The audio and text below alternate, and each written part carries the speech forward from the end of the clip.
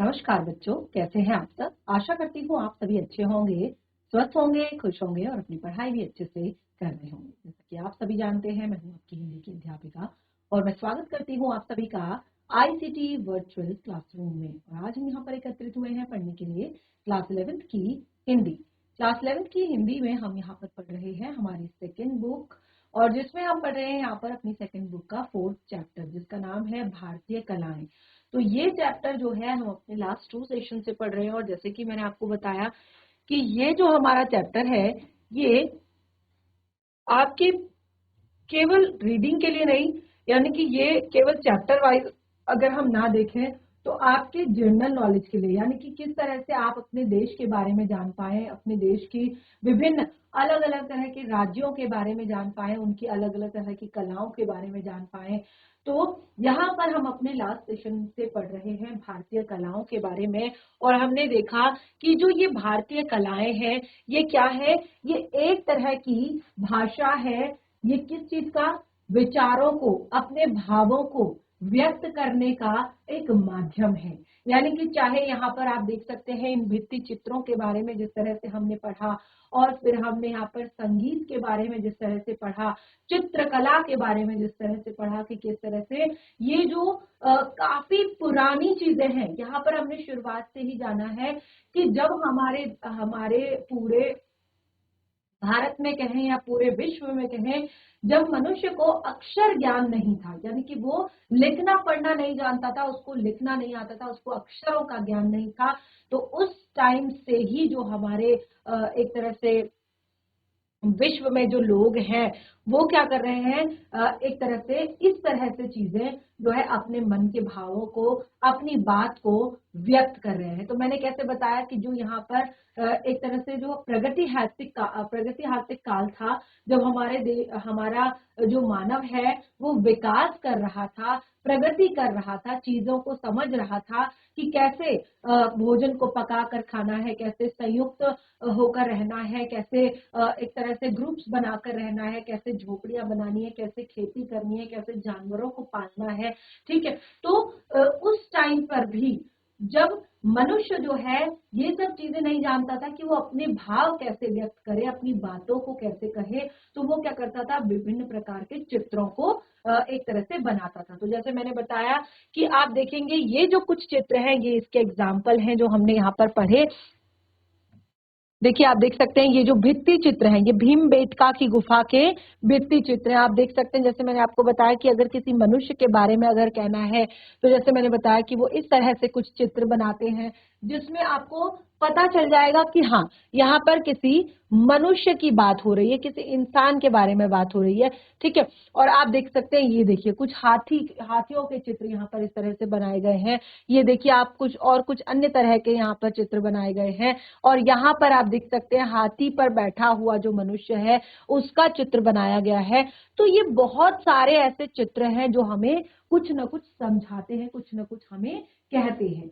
तो आपने यहाँ पर देखा कि हमने यहाँ बताया कि किस तरह से यहाँ पर जो अलग अलग, चाहे वो चित्रकार हो, चाहे वो संगीत, एक तरह से गायक हो, संगीतकार हो, वो क्या करते हैं कि जो संगीतकार होते हैं, जो गायक होते हैं, वो क्या करते हैं, चिड़िया की चहचहाहट को भी अपने गायन के स्वरों में वो ले लेते हैं। यानी कि उनको उसमें भी क्या होता है, स्वर सुनाई देता है। और जो नृत्यक होते हैं वो अपने भावों को विभिन्न मुद्राओं द्वारा, नृत्य की विभिन्न मुद्राओं द्वारा व्यक्त करते हैं। तो यहाँ पर हमने लास्ट सेशन में काफी सारी चीजें यहाँ पर जानी थी, और सबसे मेन चीज जो हमने यहाँ पर जानी थी कि ये जो हमारी कलाएं हैं, इसमें सबसे पहले देखिए हमने चित्रकारी के बारे में जाना था कि हासिक समय में अपने वातावरण, रहन सहन, भावों और विचारों को मनुष्यों ने चित्र के माध्यम से व्यक्त किया। यानी कि जिस टाइम पे मनुष्य को अक्षर ज्ञान नहीं था, उस टाइम पे उसने, आप देखिए महाराष्ट्र की वर्ण शैली में बने चित्र, कितने ज्यादा सुंदर ये चित्र लग रहे हैं, आप देखिए। और यहाँ पर आप देख सकते हैं इस मंदिर के लिए, जैसे हमने यहाँ पर बताया था कि ये जो अजंता एलोरा की जो गुफाएं हैं, यहाँ पर जो कलाकृतियां बनी हुई है, ये बहुत ज्यादा एक तरह से विख्यात हैं। और देखिए ये जो चित्र होते थे ना, इनमें इनमें रोजमर्रा की गतिविधियों को दर्शाया जाता था कि क्या रोजमर्रा की गतिविधियों में होता है। और शिकार से संबंधित गतिविधियां, शिकार से संबंधित जो जानवर होते हैं, शिकार से संबंधित जो उनके अस्त्र शस्त्र होते थे जिससे वो शिकार करते थे, ठीक है, नृत्य और संगीत, जानवर, युद्ध, साज सज्जा, सब कुछ यहाँ पर दिखाई देती है। यानी कि वो एक ही चित्र में सब कुछ जो है उकेर दिया करते थे। और देखिए ये जो गुफाओं में कलाओं के सृजन की जो प्रक्रिया है ये बहुत पुरानी है कि किस तरह से गुफाओं में विभिन्न प्रकार की कलाओं को सृजन करके रखा जाता है। ये बहुत ही ज्यादा प्राचीन परंपरा रही है। उसके बाद हमने यहाँ पर जो सबसे मेन चीज आपको बताई थी, जैसे कि जो चौथी से लेकर छठी सदी के बीच जो गुप्त साम्राज्य था वो कलाओं का स्वर्ण युग कहलाता था। गुप्त साम्राज्य क्या था? वो कलाओं का स्वर्ण युग कहलाता था। और अजंता और एलोरा की गुफाएं जो हैं उसी टाइम पे खोदी गई थी। और एक तरह से बादामी की गुफाएं भी इस जमाने की हैं। और जैसे हमने कहा कि 7वीं 8वीं सदी में, चौथी 5वीं छठी में अजंता एलोरा की, और उसके बाद हमने कहा 7वीं 8वीं सदी में चट्टानों को काटकर फिर एलोरा की गुफाएं बनाई गई थी, ठीक है। और उस टाइम की इन मानुषी कला के सृजन को देखकर आश्चर्य होता है कि उन दिनों में, जैसे हमने यहाँ पर देखा कि जो बीच में जो कैलाश मंदिर जो यहाँ पर बनाया गया है, तो बहुत ही सुंदर वहां पर एक चित्र है। तो उस टाइम के मनुष्य ने ऐसी कल्पना भी कैसे की होगी, कैसे उसने सोचा होगा इस बारे में, ये सोचकर एक तरह से यहाँ पर बहुत ही ज्यादा आश्चर्य होता है कि उसने इसके लिए कितना परिश्रम किया होगा, कितनी मेहनत की होगी। और जो एलिफेंटा की गुफाएं हैं उसके लिए हमने जाना था कि यहाँ पर त्रिमूर्ति की एक जबरदस्त मूर्ति है। और दक्षिण भारत के महाबलीपुरम की विशाल मूर्ति कला और तंजोर की चित्रकला कला कौशल और कौशल का अद्भुत उदाहरण है। तो यहाँ पर देखिए, यहाँ पर हमने बताया था कि ये जो चित्रकला है ये अलग अलग, जैसे अलग अलग जगहों पर अलग अलग चीजों पर की जाती है। जैसे हमने बताया था कि एक स्थायी कला होती है जो कपड़ों पर की जाती है, किताबों पर की जाती है, लकड़ी पर की जाती है, कागज पर की जाती है। और इन सब में ये जो कलाएं हैं, ठीक है, पंजाब की फुलकारी है, छत्तीसगढ़ की कलमकारी है, महाराष्ट्र की वर्ली है, ये सब क्या है? एक स्थायी कला है, ठीक है। ये सब क्या है? स्थायी है। इसके बाद देखिए हमने यहाँ पर कुछ अस्थायी चित्रकला के बारे में जाना था, जिसमें हमने अपने यहाँ पर, जैसे हमने एग्जाम्पल के लिए आपको बताया था कि उत्तराखंड में ऐपण, ठीक है, राजस्थान में मंडवा, गुजरात में सत्या, महाराष्ट्र में रंगोली, बिहार में अर्पिन, मध्य प्रदेश और उत्तर प्रदेश में चौक पूर्णा, दक्षिण भारत में कोलम। तो ये सब क्या है? अस्थायी कलाएं हैं। ये क्या करते हैं? जैसे मैंने कहा, कोई भी ट्रेडिशनल, एक तरह से हमारा कोई भी रीति रिवाज होते हैं, कोई भी पूजा पाठ होती है, शादी होता है, विवाह होता है, एक तरह से मुंडन होता है, या कोई भी बड़ा फेस्टिवल होता है, तो उस टाइम पे घरों की साफ सफाई के बाद जो चौका पूरा जाता है, जो देली की लिपाई की जाती है और उस पर फिर ऐपन डाले जाते हैं, तो ये एक अस्थायी एक तरह से कला है। तो यहाँ पर हमने कुछ बात इस तरह से यहाँ पर इसके बारे में बात की थी। और इसमें हमने बताया था कि ये जो है क्या है, ये एक तरह से हमारी संस्कृति को, ये ऐसा नहीं है कि ये सब चीजें केवल और केवल दिखाने के लिए है, ये हमारी सभ्यता संस्कृति को दिखाती है और ये उनको आगे भी लेकर जा रही है धीरे धीरे। हमारे आने वाले जो समय तक भी इनको हमें लेकर जाना है। उसके बाद हमने देखिए यहाँ पर आगे संगीत कला के बारे में हमने यहाँ पर पढ़ा था। तो संगीत कला के बारे में हमने यहाँ पर जाना कि संगीत जो है वो बहुत सारी चीजों से जुड़ा हुआ है। जैसे हमने कहा कि संगीत धार्मिक समारोहों से जुड़ा है और अनुशासन से बंधा है। और उसके बाद हमने जैसे यहाँ पर बताया कि जो वैदिक महर्षि थे वो पूजा और मंत्रोच्चार के तरीकों को ही साम कहते थे। और हमारे यहाँ आगे चलकर संगीत का जो विकास हुआ इसकी जानकारी बहुत नहीं मिलती है, यानी कि किस तरह से हुआ, ठीक है।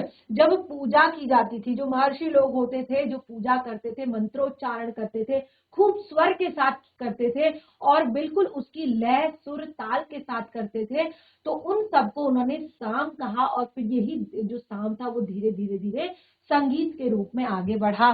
तो जैसे हमने यहाँ पर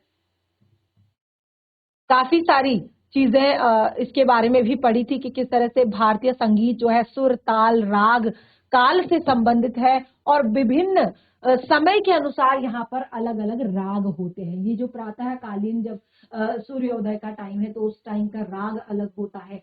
ठीक है, जैसे कहा यहाँ पर कि ब्रह्म मुहूर्त, जैसे हमने बताया कि ब्रह्म मुहूर्त का जो होता है वो भैरव राग होता है।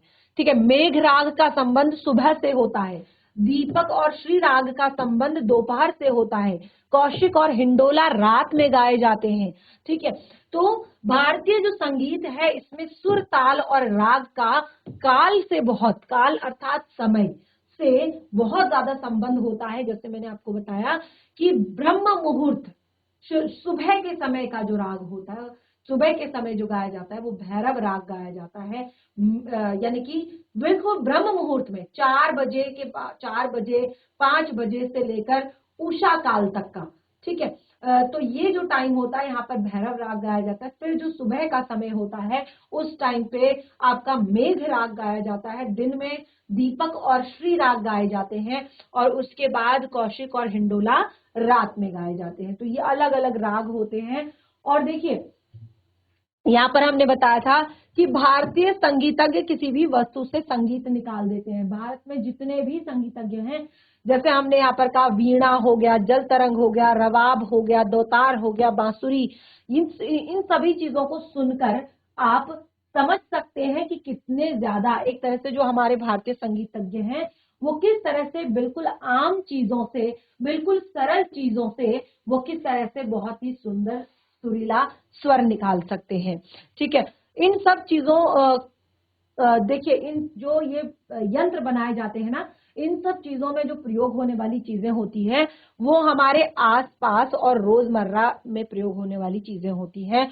और इन सबसे अद्भुत विशेषता के कारण ही हमारी कला जो है वो सबसे अलग है, क्योंकि बिल्कुल सामान्य चीजें, जैसे हमने कहा वीणा हो गया, जल तरंग हो गया, रवाब हो गया, दोतार हो गया, बांसुरी हो गया, ये सब कॉमन चीजें हैं जो आसपास से ही चीजों से, हमारी रोजमर्रा की काम आने वाली चीजों से बनाई जाती है।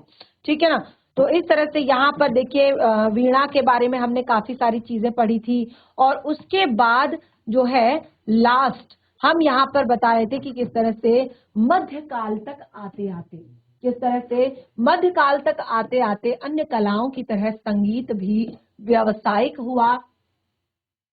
और फिर भारत का सबसे अच्छा समय वह था जब संगीत मनुष्य के जीवन का जरूरी अंग होता है। और ऐसी बहुत अंग था, ऐसी बहुत सारी कहावतें भी मिलती हैं।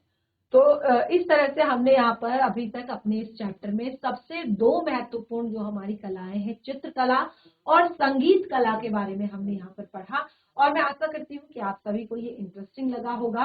अब हम यहाँ पर शुरू करते हैं अपना सबसे ज्यादा इंटरेस्टिंग जो हमारा टॉपिक है कला का, नृत्य कला। तो जैसे मैंने आपको बताया कि जो भारतीय संगीत है समय के साथ उसमें काफी ज्यादा चेंजेस आए हैं, काफी ज्यादा बदलाव आए हैं। तो बिल्कुल उसी तरह से भारतीय नृत्य कला में भी, ठीक है, संगीत कला की तरह नृत्य कला में भी कम बदलाव आए हैं। यानी कि यहाँ पर भी बदलाव आए हैं लेकिन कम बदलाव आए हैं। जैसे हमने कहा कि भारत में जो है जो चाहे वो संगीत हो चाहे वो चित्रकला हो, उसमें कुछ अपने नियम होते हैं। जैसे हमने कहा कि संगीत के लिए भारतीयों के अपने नियम हैं, उनके विभिन्न राग होते हैं कि वो एक तरह से ब्रह्म मुहूर्त में अलग राग गाते हैं, सुबह के समय अलग राग गाया जाता है, दोपहर के समय अलग राग गाया जाता है, शाम के समय अलग राग गाया जाता है। तो यहाँ पर और इसको सारे के सारे जो संगीतज्ञ होते हैं वो फॉलो भी करते हैं, यानी कि इन नियमों का पालन भी वो करते हैं। और इसीलिए हमारा, जैसे मैंने कहा, विभिन्न तरह के वाद्य यंत्रों का भी प्रयोग करते हैं जो रोजमर्रा के जीवन से जुड़े हुए रहते हैं। इसीलिए हमारा संगीत बिल्कुल अलग है, बिल्कुल डिफरेंट, बिल्कुल अनोखा है। इसी तरह से हमारे यहाँ नृत्य में भी जो हमारे जो ट्रेडिशनल जो एक तरह से नृत्य होते हैं उनमें जो नृतक होते हैं और आज के नृतक, जो पहले के नृतक थे और जो आज के नृत्यक हैं वो भी भारतीय नृत्य कला के नियमों का पालन करते हैं। यानी कि आज भी जो है, पहले के नृत्यक भी पालन करते थे और आज के भी अगर आप एक तरह से वेस्टर्न जो डांस है उसको ना सीखे, अगर आप इंडियन जो कल्चरल डांस है उसको अगर आप सीखते हैं तो आपको बहुत सारे नियमों का पालन करना होता है, बहुत सारे नियम आप सीखते हैं। तो जैसे हमने कहा भारतीय नृत्य कला के नियमों का वो पालन करते हैं और जिसका आधार है अभिनय। तो मैंने यहाँ पर क्या बताया था शुरुआत में ही कि जितने भी हमारे चाहे वो चित्रकार हों, चाहे वो संगीतज्ञ हों, चाहे वो नृत्यक हों, वो क्या करते हैं, विभिन्न मुद्राओं के माध्यम से, अपने फेस की मुद्रा से, अपने हाथों की मुद्रा से, ठीक है, विभिन्न मुद्राओं से वो क्या करते हैं, अपने मन के भावों को व्यक्त करते हैं। तो यहाँ पर हमने कहा कि इसका जो मुख्य आधार है वो है अभिनय, यानी कि नृत्य में वो एक अभिनय भी करते हैं, नृत्य के द्वारा वो कुछ चीजें आपको समझाते भी हैं। इसका मूल शास्त्र भरत मुनि का नाट्य शास्त्र रहा है, जिसको समझा जाता है, जिसको पढ़ा जाता है, इसका जो मूल शास्त्र है वो भरत मुनि का नाट्य शास्त्र ही रहा है। अब देखिए, नाट्य शास्त्र जो है में दो शब्द, एक तो नृत्य, एक नृत्य और एक नृत्य, ठीक है, दो शब्दों से मिलकर बना है और दोनों ही अभिनय के अलग अलग रूप हैं। नृत्य यानी कि अभिनय, और इसमें शब्द और भंगिमा महत्वपूर्ण है, और नृत्य में भाव और भंगिमा महत्वपूर्ण है, ठीक है। अगर नृत्य को देखें तो नृत्य में एक तरह से अभिनय, नृत्य का अर्थ होता है अभिनय, यानी कि आप जो कोई भी एक्सप्रेशन दे रहे हैं, कोई भी जो आपके चेहरे पर भाव आ रहे हैं वो क्या है, वो एक अभिनय है। यानी कि आप किसी चीज का अभिनय कर रहे हैं, किसी क्या एक तरह से अभिनय करना, यानी कि कोई भी एक तरह से नाटक कुछ भी कर रहे हैं। दूसरा है कि नृत्य, जिसमें भाव और भंगिमा, यानी कि आपके फेस के जो भाव हैं, जो आपके चेहरे पर एक्सप्रेशन है, जो आपके चेहरे पर भाव है, वो सबसे ज्यादा महत्वपूर्ण होते हैं। देखिए, भारत जो है वो लोक नृत्यों से समृद्ध रहा है। भारत हमेशा से लोक नृत्यों से समृद्ध रहा है। हर राज्य के अलग अलग समुदायों की अपनी अपनी नृत्य कलाएं रही है। आपने देखा होगा कि जो हमारा भारत जो है, हमारे भारत में हमने कहा शुरुआत से ही कि हमारा भारत जो है उत्सव धर्मी रहा है, और यहाँ पर विविधता ही इसकी पहचान है कि जितनी ज्यादा इसमें विविधताएं हैं उतनी ज्यादा इसमें खूबसूरती है, क्योंकि जितनी विविधताएं हैं उन सबकी अपनी अपने तरीके हैं, अपने अपने रीति रिवाज हैं, अपने अपना कल्चर है, अपनी अपनी सभ्यता है, अपनी अपनी संस्कृति है, और वो शुरुआत से ही उसको फॉलो करते आते हैं, और फिर वो सब चीजें आज हमारी पहचान बनी हुई है। यानी कि ये विभिन्नता ही हमारी पहचान है। और जैसे मैंने कहा कि जितने भी हमारे देश में राज्य हैं, सभी राज्यों में आपने देखा होगा कि गुजरात का अपना अलग नृत्य है, जिसको हम कहते हैं भंगड़ा, बहुत ज्यादा प्रसिद्ध है, ठीक है। असम का जो असमी जो नृत्य होता है, ठीक है, जैसे उत्तराखंड का हमारा नृत्य अलग है, जोड़ा चांचरी, जो बिल्कुल इस तरह से किया जाता है, एक दूसरे के कंधे पर हाथ डालकर गोल गोल घूमकर, ठीक है। तो अलग अलग राज्यों के, सभी राज्यों के अपने अपने अलग अलग तरह के एक तरह से नृत्य की मुद्राएं होती हैं, अलग अलग तरह से। जैसे आपने देखा होगा कि जो हमारा दक्षिण भारत है वहां पर अलग तरह से नृत्य होता है, ठीक है। तो सभी जगहों पर जो नृत्य के एक तरह से तरीके हैं वो अलग अलग हैं। हर राज्य के समुदायों की अपनी नृत्य कलाएं रही हैं, और ज्यादातर ये जो क्या होती हैं, ये रोजमर्रा के जीवन से जुड़ी हुई होती है। ज्यादातर क्या होती है, रोजमर्रा के जीवन से जुड़ी हुई होती हैं, और जीवन में जितने अनुष्ठान हैं उन सब से नृत्य कलाओं का संबंध है। कि जितने भी अनुष्ठान होते हैं हमारे जीवन में, जो भी चीजें होती हैं, उन सब का नृत्य कलाओं से बहुत ज्यादा संबंध है।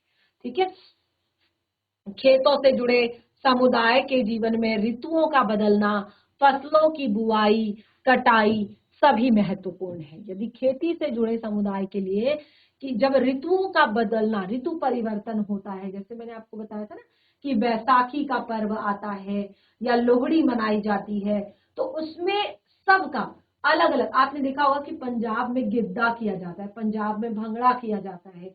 ठीक है, इसी तरह से उत्तर प्रदेश का अपना अलग तरीका है, और एक तरह से जो मैंने आपको बताया कि असम जो राज्य है वहां पर अलग तरीका है, दक्षिण भारत में अलग है, और आपका जो महाराष्ट्र है यहाँ पर अलग तरीका है, इनके अपने अलग तरह के ट्रेडिशन होते हैं, अलग तरीके की चीजें ये करते हैं। लेकिन सब चीजें क्या है, रोजमर्रा के जीवन से जुड़ी हुई है, जो हमारा एक तरह से दैनिक जो जीवन है उससे जुड़ी हुई है, जिसमें आ जाता है जैसे ऋतुओं का बदलना हो गया, फसलों की बुआई या कटाई के टाइम पे हो गया।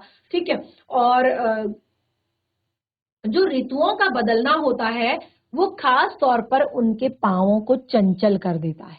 ऋतु परिवर्तन जो होता है वो खास तौर पर उनके पैरों को चंचल कर देता है। जैसे आजकल जो है अब होली का त्योहार है, ठीक है, तो होली के त्योहार में आपने देखा होगा कि अलग अलग जगह पर इसको अलग अलग तरह से, जैसे आप बरसाने की होली देखेंगे, वहां पर 1 महीने पहले से ही होली स्टार्ट हो जाती है, और बिल्कुल अलग तरीके से, कहीं पर कभी वहां पर लठमार होली होती है, कभी वहां पर किसी तरह की होली होती है, कभी वहां पर किसी तरह की होली होती है, और अलग अलग तरह के वो फाग गाते हैं, अलग अलग, क्योंकि फागुन का महीना है, वसंत ऋतु का आगमन हो रहा है, प्रकृति में वैसे ही खूबसूरत रंगों से प्रकृति भरी हुई है। बहुत सारे आप देखेंगे तरह तरह के फूल, तरह तरह के फल, जो फलों के पेड़ हैं उनमें बोर आए हुए हैं, एक भीनी सी खुशबू जो है प्रकृति में छाई हुई है।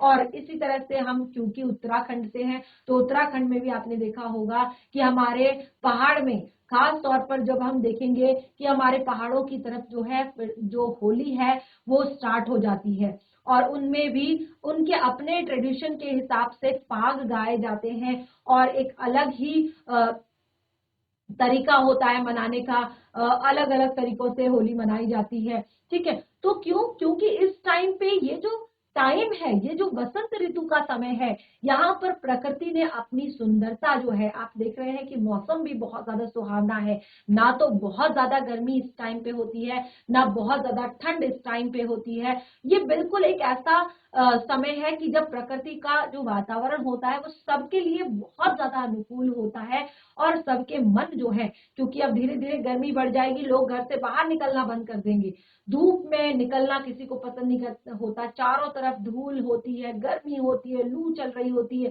ठीक है, और बाकी ठंड में लोग ठंड से नहीं निकलना चाहते, ठंड होती है, कोहरा होता है, धुंध होती है। ठीक है, लेकिन ये समय ऐसा है कि जब जब प्रकृति भी जो है बिल्कुल अपने आप को पूरा सजा कर संवार कर जो है तैयार करती है खुशी के लिए। तो ये ऋतुओं का बदलना लोगों के पांव को चंचल कर देता है। वर्षा होती है तो भी उनके पांव थिरक उठते हैं, और जब वर्षा ऋतु में, क्योंकि सब ऋतुओं का अपना अपना महत्व है, जब वर्षा होती है, देखिए वर्षा ऋतु का अपना अलग महत्व है, जब वर्षा होती है तो आप देखेंगे उस टाइम पर भी बहुत ज्यादा, एक जब बारिश होती है तो पांव जो है अपने आप थिरक उठते हैं। भारत के हर राज्य में यही भाव मिलते हैं, और भारत के जितने भी राज्य हैं वहां पर कभी न कभी किसी न किसी जो टाइम पर आपको ये भाव जो है हर हर बार देखने को मिलते हैं। कश्मीर से दार्जिलिंग तथा समूचे हिमालय क्षेत्र में एक और शस्त्रों और युद्धों को नृत्य कला शालीनता से प्रस्तुत करते हैं। अब देखिए जैसे मैंने बताया ना कि सब जगह की अपने अपने अलग अलग ट्रेडिशन है।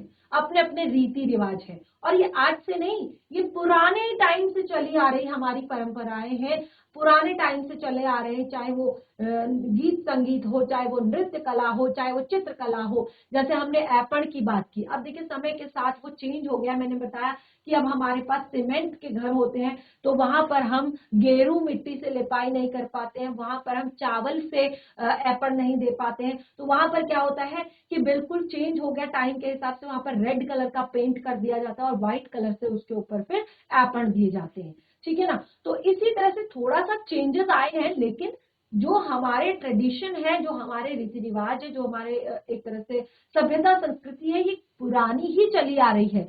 तो जैसे हमने बताया कि कश्मीर से दार्जिलिंग तथा समूचे हिमालय क्षेत्र में एक और शस्त्रों और युद्धों को नृत्य कला, देखिए शस्त्रों और युद्धों की जो नृत्य कला है उसको काफी शालीनता के साथ प्रस्तुत किया जाता है। दूसरी ओर गेहूं की फसल बोने को भी एक उत्सव बना देते हैं। जब गेहूं की फसल बोई जाती है तो उसको भी एक एक उत्सव बना दिया जाता है, और सभी लोक नृत्यों में एक गोलाई में नृत्यक हाथ से हाथ मिलाए तरह तरह के करतब करते हुए दिखाई देते हैं। जैसे यहाँ पर देखिए, हमने कहा कि उत्तराखंड में आपने देखा होगा जब झोड़ा चांचरी करते हैं तो इस तरह से एक दूसरे के कंधे पर हाथ रखते हैं और फिर अलग तरीके से पैरों से जो है डांस किया जाता है। इसी तरह से आप हिमाचल प्रदेश में चले जाइए, ठीक है, या फिर आप असम में, असम का जो बिहू नृत्य है उसमें भी आप देखेंगे कि कमर पे हाथ रख के उसको किया जाता है, ठीक है। तो ये अलग अलग तरीके हैं यहाँ पर नृत्य के, और अलग अलग तरीके के करतब जो है इसमें दिखाए जाते हैं। जैसे मैंने आपको बताया कि पंजाब की महिलाएं जो है गिद्दा करती हैं, और राजस्थान की महिलाएं अपनी ओढ़नी को अपना पूरा मुंह ढककर यहाँ तक, ठीक है ना, जैसे पंजाब में गिद्धा किया जाता है, तो राजस्थान की महिलाएं जो है अपने चेहरे पर इतना बड़ा घूंघट डालकर वो क्या करती है, चेहरे को ढककर घूंघर नृत्य करती है, ठीक है। उसके बाद गुजरात में डांडिया नृत्य, डांडियों के सहारे आपने देखा होगा नृत्य किया जाता है, ठीक है। जो गुजरात की आपने देखा होगा डांडिया नृत्य जो है, जब नवरात्रे होते हैं या उनके जो भी कोई ट्रेडिशनल फंक्शंस होते हैं, त्योहार होते हैं, उस पर किए जाते हैं, ठीक है ना, डांडिया नृत्य किया जाता है। और वो डांडियों को लेकर गरबा करती हुई नजर आती है। पुरुष भी डांडिया से रास करते हैं, जो गरबा का ही एक और ऊर्जा भरा हुआ रूप है, और उसमें पुरुष भी शामिल होते हैं। देखिए इन सभी नृत्यों में ऐसा नहीं है कि पुरुष नहीं होते, बस जो घूमर नृत्य है उसमें पुरुष नहीं होते, लेकिन जैसे गुजरात में जैसे हमने यहाँ पर कहा कि डांडिया किया जाता है, तो उसमें पुरुष भी डांडिया खेलते हैं, और ये गरबा का एक बहुत ही ऊर्जा भरा हुआ रूप होता है।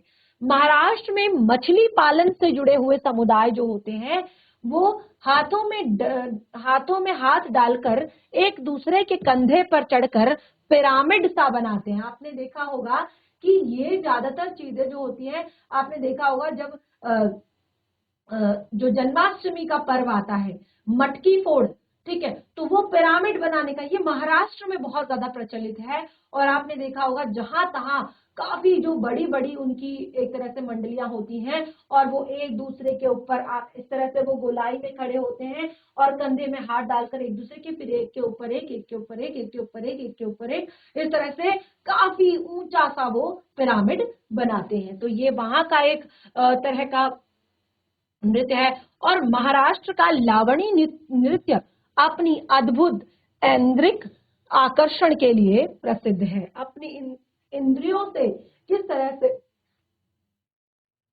वहां पर आकर्षण दर्शाया जाता है वो प्रसिद्ध है, जिसको हम लावणी नृत्य कहते हैं। मैसूर में डोडवा, जो मैसूर है वहां के डोडवा कबीले के लोग बाला कल नृत्य करते हैं। इसमें रंगीन वेशभूषा के साथ हाथ में तलवारें होती हैं। केरल के कुरवांजी नृत्य को भारत नाट्यम का प्रेरणा स्रोत माना जाता है। जो केरल का कुरवांजी नृत्य है ये भारत नाट्यम का प्रेरणा स्रोत माना जाता है। और साथ ही देखिए यहाँ पर कहा गुजरात का टिप्पणी नृत्य, गुजरात का टिप्पणी नृत्य जो समूह के साथ होता है, यह भी फसल की कटाई के बाद खलिहान में किया जाता है। तो इस तरह से हमने यहाँ पर देखा कि जो अलग अलग हमारे राज्य हैं, सब में आप देख रहे हैं कि किस तरह से अलग अलग तरह के जो डांस यानी कि नृत्य की जो मुद्राएं हैं वो की जाती हैं, और सभी जो हैं अपने एक प्राचीन जो उनकी सभ्यता रही है उससे वो रिलेटेड है, यानी कि वो उसी से आगे बढ़ रहे हैं। जैसे आप देख सकते हैं यहाँ पर असम का क्षत्रिय नृत्य, ठीक है, ये देख सकते हैं ये असम का क्षत्रिय नृत्य है। लोक नृत्यों में भी निकोबारी अंडमान निकोबार से जुड़ा है। जो लोक नृत्यों में निकोबारी है ये अंडमान निकोबार से जुड़ा हुआ है। अरुणाचल प्रदेश में भी निसी, अरुणाचल प्रदेश का निशी, असम का बिहू, आंध्र प्रदेश का कोल्हम, तो वहीं पंथी और राउत छत्तीसगढ़ तथा झारखंड के लोक नृत्य हैं। तो कितना एक तरह से मुझे लगता है कि बहुत ही ज्यादा सामान्य ज्ञान को बढ़ाने वाला ये चैप्टर है। अगर आप इसको अपने एग्जाम की दृष्टि से ना देखें, अगर आप इसको अपने एक चैप्टर की दृष्टि से ना देखें, तो आप इसको नॉर्मली भी पढ़ सकते हैं। बहुत सारी चीजें यहाँ पर आपको बताई जा रही हैं हमारे इंडियन कल्चर के बारे में, जिसमें हमारे तीनों तरह के कलाएं आ जाती हैं, चित्रकला, संगीत कला और नृत्य कला। तो ये जो बहुत से कॉमन से प्रश्न यहाँ पर आ जाते हैं कि कई बार कि असम के जो वहां का असम का जो नृत्य है ट्रेडिशनल, उसको क्या कहा जाता है, गुजरात के ट्रेडिशनल नृत्य को क्या कहा जाता है, ठीक है, या दक्षिण भारत में कौन सा नृत्य होता है, ठीक है। तो वो सब चीजें आपको यहाँ पर देखिए, हमारे भारत के लगभग जितने भी राज्य हैं सबको यहाँ पर डिस्क्राइब किया गया है, जो सबके बारे में यहाँ पर बताया गया है। खासतौर पर जैसे हमने कहा कि अंडमान निकोबार का भी निकोबारी जो नृत्य है वो यहाँ पर है, अरुणाचल प्रदेश का निशी, असम का बिहू, आंध्र प्रदेश का कोल्हम, और वहीं पंथी और राउत जो है वो छत्तीसगढ़ तथा झारखंड के लोक नृत्य हैं। गुजरात का गरबा और रास टिप्पणी, हिमाचल का नागमेन और किन्नौरी, बंगाल, उड़ीसा, झारखंड का छाओ उल्लेखनीय है। अलग अलग राज्यों के ये नृत्य अलग अलग नामों से भी जाने जाते हैं। अब देखिए, क्योंकि अलग अलग राज्यों से हैं, और जैसे कि मैंने कहा कि वो अपनी सभ्यता संस्कृति के अनुसार, जिस तरह से वहां पर उनकी पुरानी सभ्यता संस्कृति चली आ रही है, अपने ट्रेडिशन के हिसाब से, अपने रीति रिवाजों के हिसाब से वो उस चीज को जो है आगे बढ़ा रहे हैं, उस चीज को वो अभी तक आगे लेकर आए हैं। और इनमें एक समानता भी है, जैसे मैंने यहाँ पर कहा कि डिफरेंस तो है ही, ठीक है, अंतर तो इनमें है ही, क्योंकि ये अपने अलग अलग कल्चर के हिसाब से ये करते हैं, लेकिन इनमें एक समानता भी है, और ये सभी नृत्य समूहों में होते हैं।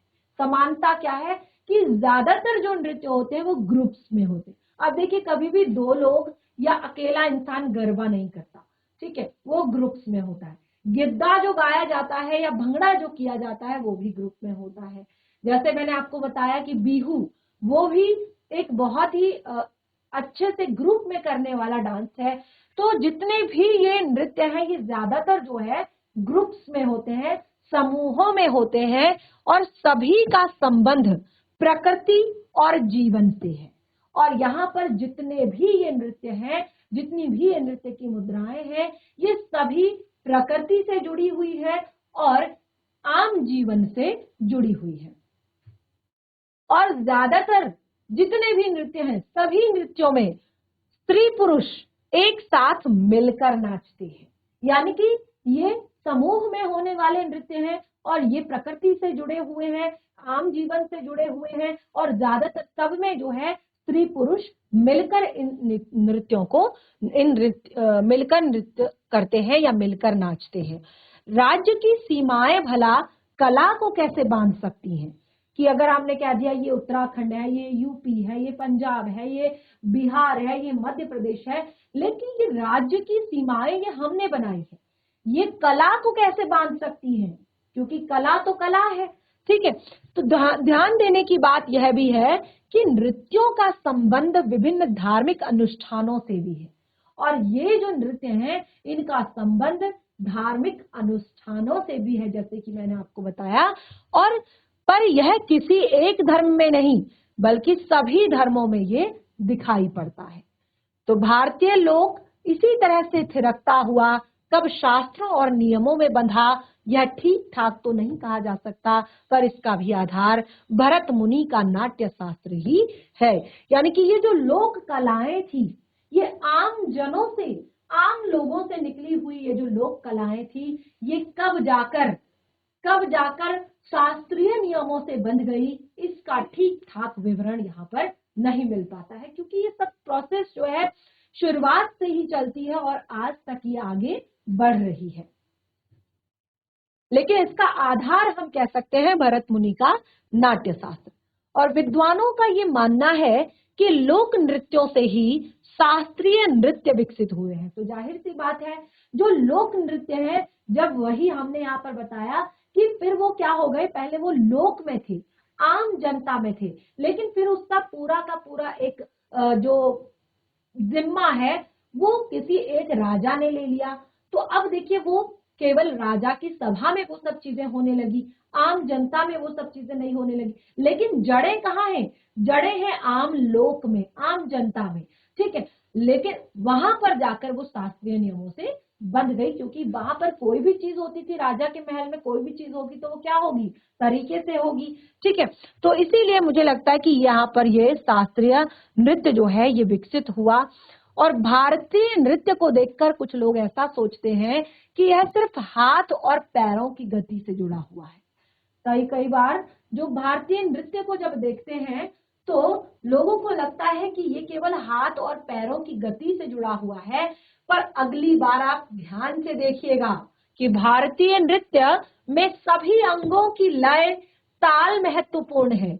भारतीय नृत्यकों को आंखें, भौहों या फिर नासिका के माध्यम से ही खुशी, दुख, क्रोध, विभत्स आदि भावों को अभिव्यक्त करने में महारत हासिल है। आपने देखा होगा कि जो दक्षिण भारत का जो डांस होता है, नृत्य होता है, उसमें आप देखेंगे किस तरह से चेहरे से कितनी सारी मुद्राएं वो बना लेते हैं। उनमें उनकी आंखें, उनकी भौं, उनकी नासिका, उनके कान जो है, सभी के सभी जो हमारे एक तरह से फेस, जो हमारे चेहरे के जो भाव हैं वो सभी वहां पर व्यक्त होते हैं। और इन्हीं भाव भंगिमाओं के जरिए महाभारत और रामायण जैसी कथाओं को तक कह देने की परंपरा नृत्य कला में मिलती है, कि इन्हीं भावों को आपने देखा होगा कि जब आपने ये बहुत सारी चीजें, जब लव कुश जो है राम के महल में आए थे, तो उस टाइम पर उन्होंने अपनी पूरी की पूरी जो कथा थी वो वहां पर कह सुनाई, यानी कि राम की सभा में अपनी जो कथा थी। लेकिन उन्होंने, आप उसको देखेंगे कि किस तरह से वो ये दिखाया गया है, ये आपने टीवी सीरियल में देखा होगा कि किस तरह से वो दोनों बालक जो है जब उस कथा को कहते हैं तो उस टाइम पे उनके जो चेहरे के भाव होते हैं वो सारी की सारी चीजों को कह सुनाते हैं। तो बहुत ही इंटरेस्टिंग है। तो यही हमारी कला है, यही हमारी एक तरह से परंपरा है। भारतीय नृत्य में का सबसे आकर्षक रूप है हाथों की विभिन्न मुद्राएं। जो भारतीय कला, जो हमारा नृत्य है, इसमें सबसे आकर्षक रूप है हाथों की विभिन्न मुद्राएं। इनके माध्यम से ही मनुष्य के भावों से लेकर जानवरों के भावों तक को दिखाया जाता है।